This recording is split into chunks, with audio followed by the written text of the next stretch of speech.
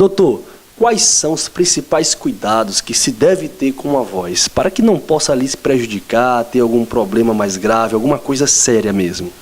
Temos diversos cuidados, né? Diversos fatores que nós devemos manter para poder obter uma voz saudável, né?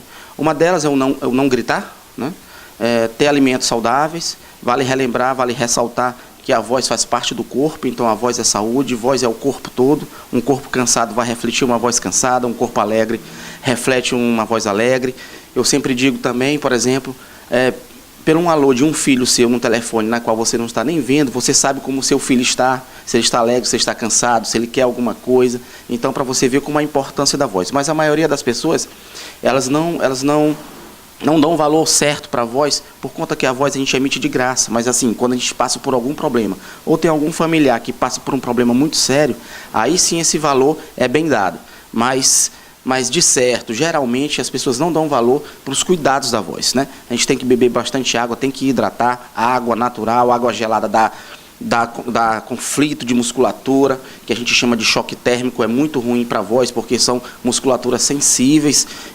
Comer maçã é bom, porque maçã é astringente, tira toda a acidez que cerca ali as pregas vocais. E também nós temos que evitar o pigarro e o grito, que é essencial para que a gente obtenha uma boa voz sempre. Doutor, o senhor foi muito feliz na sua resposta, porque o senhor respondeu várias das perguntas que eu iria fazer, que trata-se justamente dos cuidados com a voz, né? Mas veja bem, nós temos uma situação aí de CA ou câncer, né, na garganta, relacionada à voz, que atinge as cordas vocais. Como é que está essa situação? Existem muitos casos. O que o senhor tem a dizer sobre isso? Existem muitos casos, a incidência está imensa, né? Só como eu falei anteriormente, a gente precisa dar mais valor à nossa voz. O câncer está numa proporção muito grande aqui na nossa região, na verdade no Brasil, e a gente tem que tomar alguns cuidados, principalmente no que concerne a voz.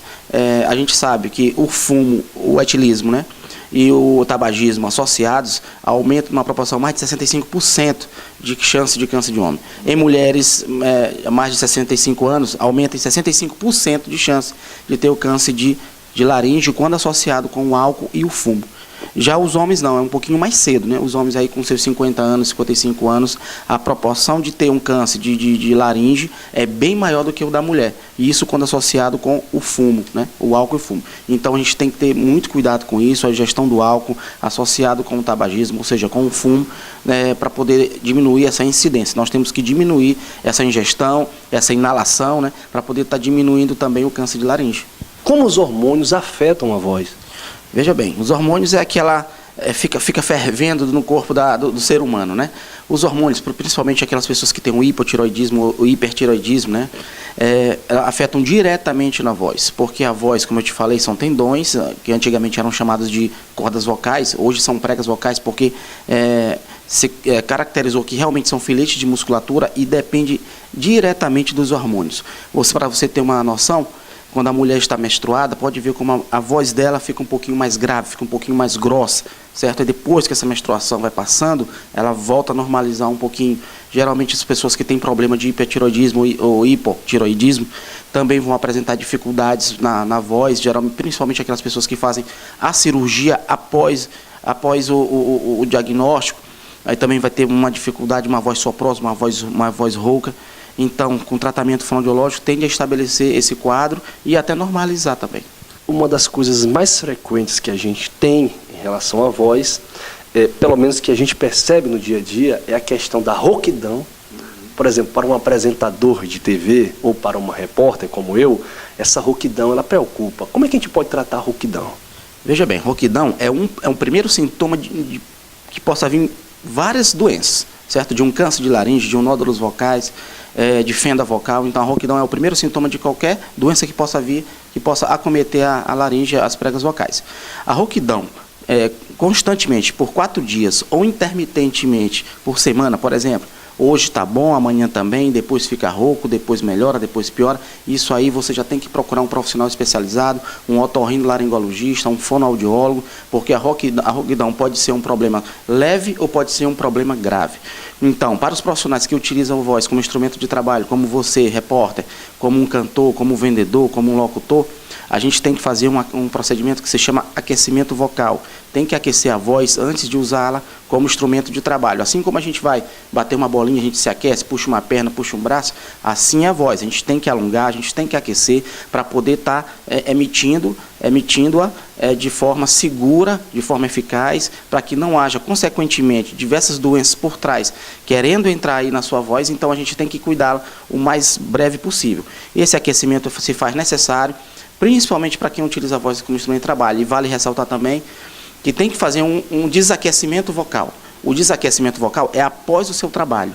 Por quê? Porque durante o seu trabalho você está impondo sua voz, seu tom fica alto, e no desaquecimento, quando você termina no seu trabalho, você vai voltar àquela sua voz de origem habitual, de origem como você estivesse conversando com uma outra pessoa. Porque se você não desaquecer, você vai conversar de forma habitual, de uma forma alta. E essa forma alta também prejudica, causando aí que está uma incidência imensa em pedreiros também, de nódulos vocais, principalmente em professores, porque os professores entram em sala de aula, não aquecem a voz, e eles conseguem forçar tanto que conseguem fazer os dois nódulos vocais. Então os nódulos vocais eles saem ou com terapia tradicional, que é com o fonoaudiólogo, ou com a cirurgia com o otorrinolaringologista ou cirurgião de cabeça e pescoço. Porém, a cirurgia, você entra no estabelecimento para fazer a cirurgia, você retira os nódulos vocais, mas você não reeduca a voz. Então, esse nódulo, com a cirurgia, ele tende a voltar porque você não reeducou a voz. Já com a terapia tradicional, que é a terapia fonoaudiológica, você consegue reeducar essa voz, fortalecer essa voz e dificilmente vai ter uma reincidência de nódulos vocais, por exemplo. E eu falo dos nódulos vocais porque está uma incidência muito grande. A maioria dos meus pacientes, há 15 anos que eu atendo aqui na região, são professores, e professores com nódulos vocais associados com fenda vocal. Então, esses nódulos vêm de abuso vocal, vem daquele professor que não gosta de hidratar a voz, daquele professor que grita com os alunos, daquele professor que está dando aula, mas tem muito ruído de fundo, aqueles professores que não se alimentam bem, que comem bastante antes de começar a dar aula, que vem aquela acidez banhando toda a garganta, aquele professor que toma água gelada durante as aulas, durante a explanação das aulas, aquele professor que toma água gelada, que vem do sol quente, que chega na sala, às vezes não tem ar-condicionado e às vezes tem, que dá o choque térmico. Então, vocês estão vendo aí que são diversos fatores que influenciam diretamente e indiretamente na voz. Qual a importância do fonoaudiólogo na nossa sociedade? Eu sou suspeito em falar, mas é claro que a gente vai ter que dizer aqui um pouco sobre a fonoaudiologia. A fonoaudiologia vem desde 82, tem mais de 30 anos aí, né? Então, as pessoas até hoje aqui, pelo menos no interior do estado, né? Eles pensam que o fonoaudiólogo é somente fala, só trata fala, né? Ou fala ou voz. Na verdade, o fonoaudiólogo vai muito mais além disso. A gente trabalha com o neonato, a gente trabalha com a criança, a gente trabalha com o adolescente, com o adulto e com o idoso também, certo? A fonoaudiologia trabalha com dificuldades, com distúrbio de audição, distúrbio de fala, distúrbio de voz, distúrbio de sucção, distúrbio de deglutição, que a gente fala que é disfagia, né? Que é a dificuldade de engolir, principalmente daquelas pessoas que sofreram um AVC, um acidente vascular cerebral, mais conhecido como derrame ou aneurisma. A gente trabalha com próteses auditivas, a gente também trabalha com dificuldades de leitura e escrita, porque vale ressaltar que o fonoaudiólogo é um profissional da comunicação, e a leitura e a escrita é uma forma de comunicação, então o fonoaudiólogo trabalha com tudo isso. Também com Libras, né, que é a língua brasileira de sinais, entre outras coisas ainda, tá?